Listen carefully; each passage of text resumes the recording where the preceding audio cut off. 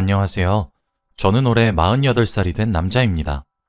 저는 어린 시절에 어머니를 하늘로 보내드렸는데 곧 어머니 기일이라 마음이 싱숭생숭해서 저의 철없던 시절의 이야기를 한번 해볼까 해요.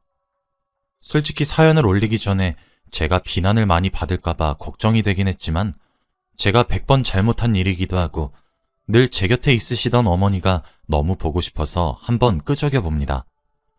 우선 저는 태어나서부터 부모님 사이가 굉장히 좋지 않았어요. 아버지는 술버릇이 고약하셨고 어머니는 힘이 약하신 탓에 그저 참을 수밖에 없었습니다. 저는 아버지가 매번 그러실 때마다 장롱 속으로 들어가 귀를 막고 얼른 상황이 끝나기만을 기다렸죠. 결국 동네 주민분들의 제보로 아버지는 감옥을 갔고 어머니와 이혼을 하게 되었죠. 저는 그때부터 어머니와 단둘이서 살게 되었습니다. 저희 동네가 워낙 좁다 보니 동네에서 일어나는 일들을 모든 사람들이 다 알거든요. 동네에 중학교랑 고등학교가 하나밖에 없어서 부모님들까지 다 아는 사이인데 항상 친구들의 입에는 저희 가족 이야기들이 오르락내리락 했어요. 이혼을 하니까 친구들은 저를 보듬어 줄 생각은 전혀 하지 않았고 오히려 아빠 없는 애라면서 괴롭히더군요. 한 번은 제가 반항도 하지 않고 친구들이 때려도 가만히 있으니까 저희 엄마의 이름을 들먹이며 저와 제 어머니를 모욕하는 겁니다. 저를 욕하는 건 참을 수 있었지만 엄마를 욕하는 건 참을 수 없어서 저는 그 친구에게 저도 모르게 주먹이 날아갔어요. 저도 그런 적은 처음이라 제 자신에게 당황했습니다. 그런데 그 친구는 웃으면서 가정환경을 운운하면서 친구들과 하하호호 웃더군요. 그날 저와 그 친구는 학교에 남아서 담임선생님과 상담을 했고 부모님까지 호출했습니다. 그 친구는 저희 동네에서 가장 큰 집에서 살고 있었고 부모님 두 분 다 대학교 교수님들이에요. 원래 서울에서 살고 있었는데 친구가 워낙 사고를 많이 쳐서 시골로 이사를 오면 나아질 것 같아 왔다고 하더군요. 그 친구의 부모님을 보는데 정말 귀티나고 멋스러웠습니다. 교수님들이라서 그런지 저한테 미안하다고 사과를 하시더라고요. 그치만 친구는 전혀 자신의 한 말에 대해서 사과는 일절하지 않았죠. 저는 그 친구의 부모님을 보니까 저희 어머니가 제발 오지 않았으면 좋겠다고 생각했을 그때 저희 어머니가 교무실로 들어왔습니다. 무릎이 다 튀어나온 추리닝에 화장 하나 하지 않은 얼굴과 맨발에 슬리퍼를 신고 왔더라고요. 저는 너무 창피했고 제가 피해자인데 가해자가 된 것 같은 기분처럼 고개를 들지 못했습니다.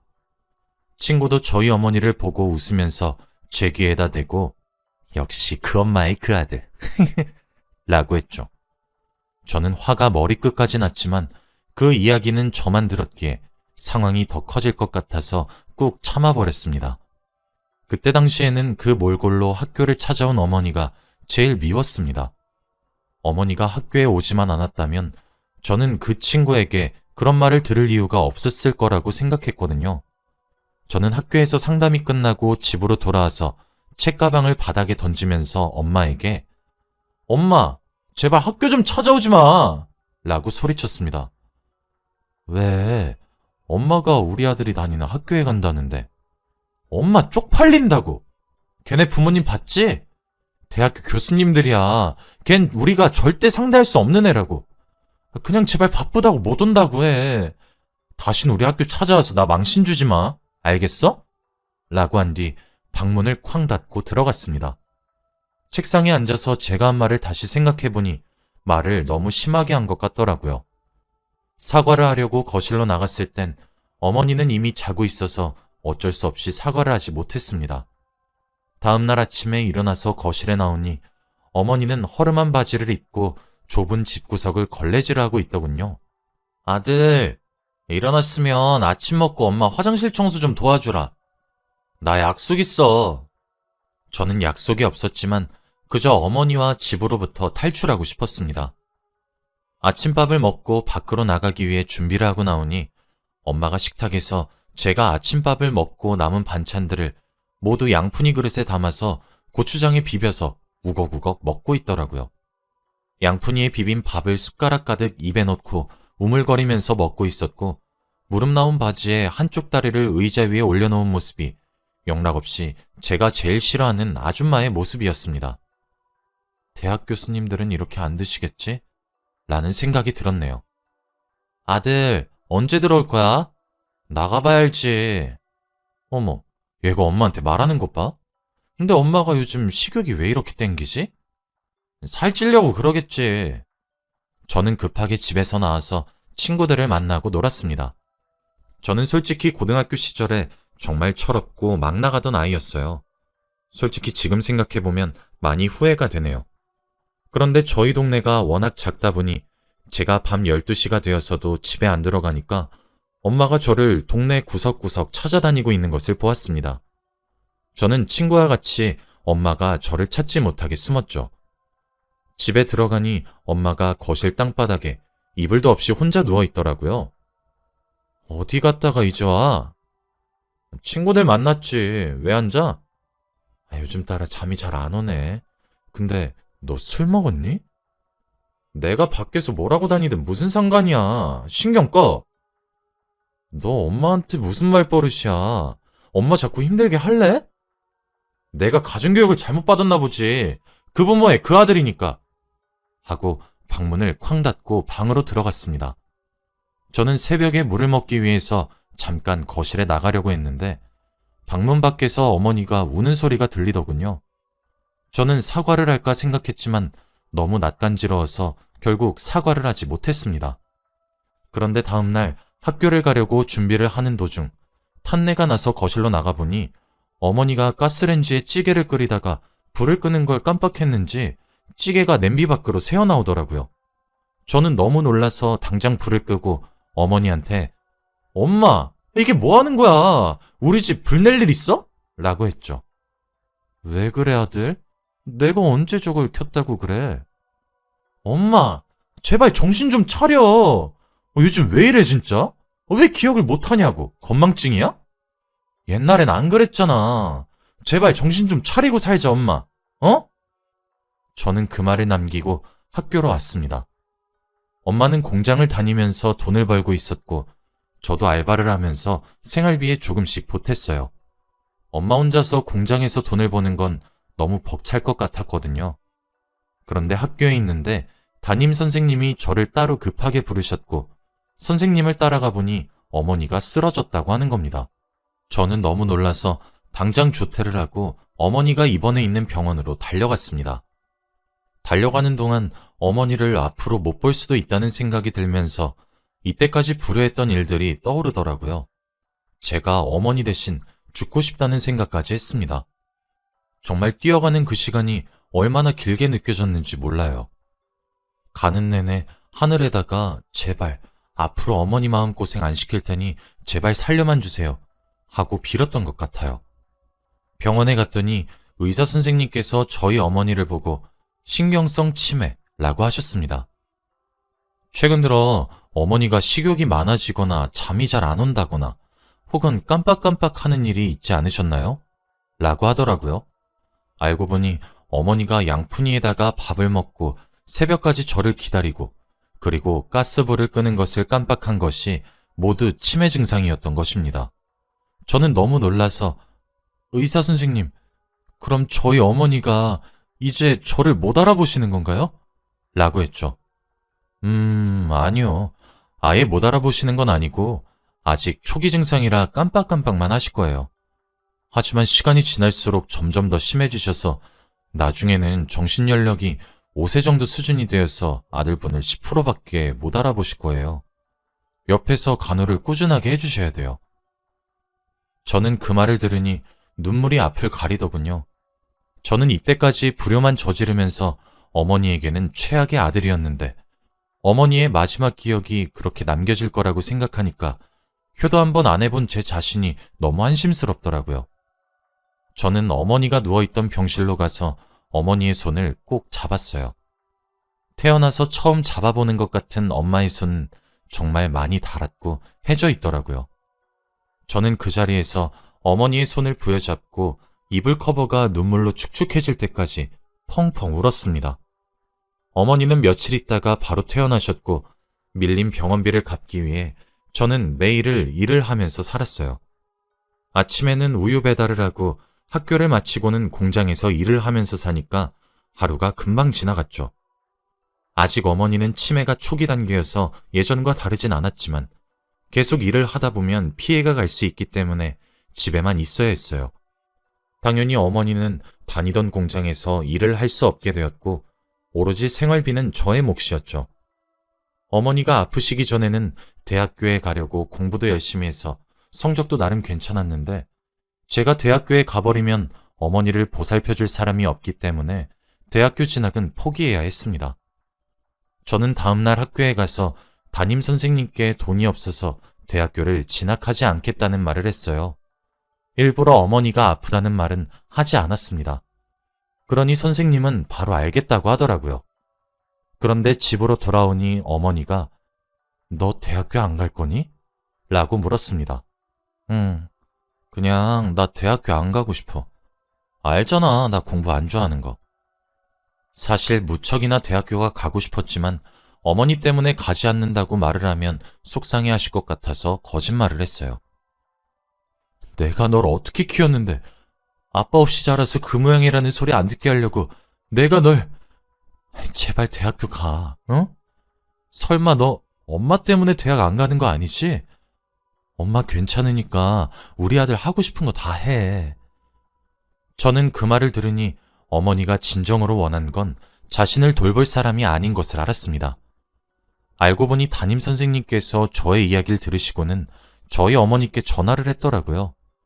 저는 그때부터 대학교에 가고 싶다는 생각을 하게 되었고 다음 날부터 대학교 입시 시험을 열심히 공부했어요.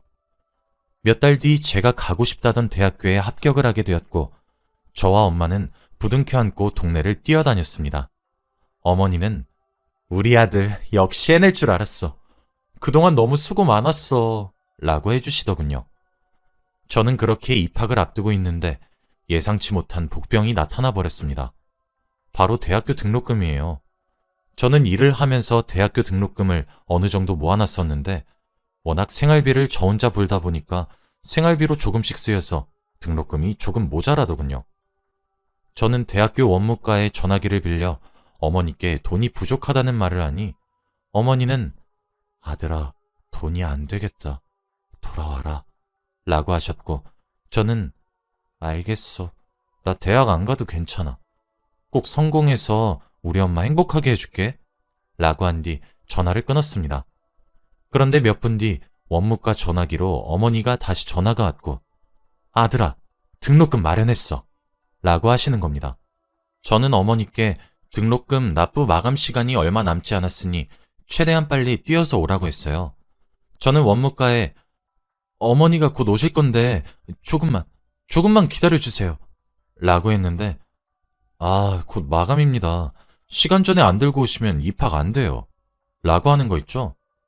저는 원무과 밖에 있는 낡은 의자에 앉아서 얼른 어머니가 오기만을 기다렸는데 몇십 분을 기다려도 어머니가 오시지 않더라고요. 결국 원무과에 불이 꺼지고 원무과에서 일하는 사람들이 퇴근을 했죠. 김민수 씨, 등록금 납부 시간 지났어요. 그만 돌아가시죠. 저는 청천벽력 같은 소리를 들으니 하늘이 무너지는 것 같았습니다. 온다던 어머니가 오시지 않으니까 제 인생은 여기서 끝났다는 생각이 들었고 터덜터덜 집으로 향했어요. 집으로 돌아오니 전화기에서 전화가 오더라고요. 저는 아무 생각 없이 전화를 받았는데 김춘자 씨 보호자분 되시죠? 왜 이렇게 전화를 안 받으세요 진짜? 라고 하는 게 아니겠습니까? 네? 저희 엄마가 왜 무슨 일 있나요? 지금 여기 병원이거든요? 지금 너무 급해서 수술동에서 작성하고 수술 들어가야 되는데 전화 안 받으셔서 저희 지금 아무것도 못하고 있는 상황이에요. 얼른 동의해 주시죠. 네? 병원이라고요? 저는 의사분들께 수술을 당장 하라고 했고 저는 급하게 병원으로 달려갔어요. 병원으로 도착해서 간호사분께 어머니가 어떻게 된 거냐고 물으니 환자분 횡단보도 뛰어가시다가 차에 치이셨어요. 급하게 어디 가셨는지 신발도 짝짝이로 신으시고 손에는 흰색 돈봉투가 쥐어져 있던데요? 라고 하시면서 어머니의 신발과 흰색 돈봉투를 저에게 쥐어주셨습니다. 흰색 봉투 안에는 저의 대학교 등록금이 가득 들어 있었어요. 저는 그 말을 듣고 그 자리에 주저앉아 펑펑 울었습니다. 어머니는 저에게 등록금을 얼른 전해주려고 급히 뛰어오시다가 차에 치이신 거죠. 저는 제 자신한테 너무 화가 났고 제가 빨리 오라고 독촉만 하지 않았어도 지금 같은 비극은 일어나지 않았을 것 같더군요. 수술은 무려 7시간이나 했고 저는 손톱을 물어뜯으면서 오만 생각을 다 했어요. 어머니가 수술실에 들어가 있을 동안 혹시 어머니가 세상을 떠나시면 어떡하지? 라는 생각부터 너무 죄송스러운 마음에 펑펑 울었죠. 그때 수술이 끝나고 나오신 의사 선생님께서의 첫 마디는 바로 죄송합니다. 최선을 다했지만 이었어요. 저는 의사 선생님을 붙잡고 펑펑 울면서 제발 저희 어머니 살려주세요. 평생 아들한테 효도 한번 받아보지 못하고 이렇게 가면 저희 어머니 너무 불쌍해서 안 돼요. 제발 딱 한 번만 제발요. 라며 오열을 했죠. 그런데도 의사 선생님은 이미 수술대 위에 올라왔을 때 저희가 손을 쓸 수 없는 상황이었고 최대한 노력해봤지만 힘들었습니다. 만약 제가 조금만 더 집에 일찍 와서 전화기를 받고 어머니의 수술을 동의했다면 어머니는 과연 살았을까요? 어머니가 돌아가신 게 전부 다 제 탓인 것 같고 그때는 세상도 저도 참 많이 원망스러웠습니다. 저는 그날 장례식을 치르면서 어머니의 짝짝이 신발을 끌어안고 하루 종일 울었어요.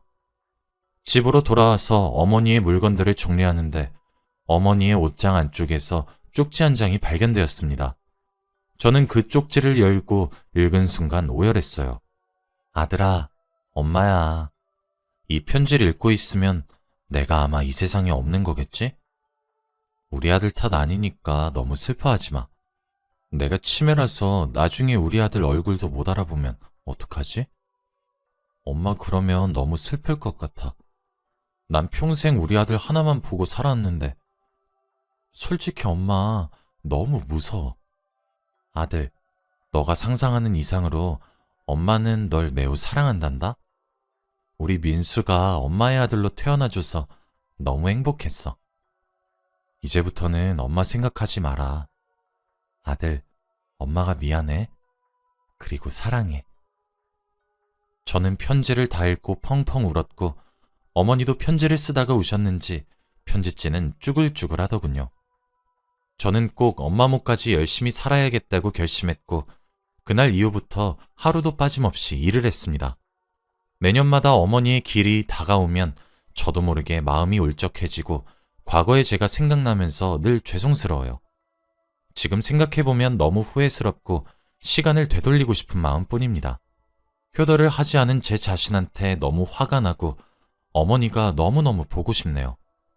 여러분, 부모님 살아계실 때 잘하시길 바래요. 저처럼 이렇게 뒤늦게 후회해도 소용없어요. 제 이야기는 여기까지예요.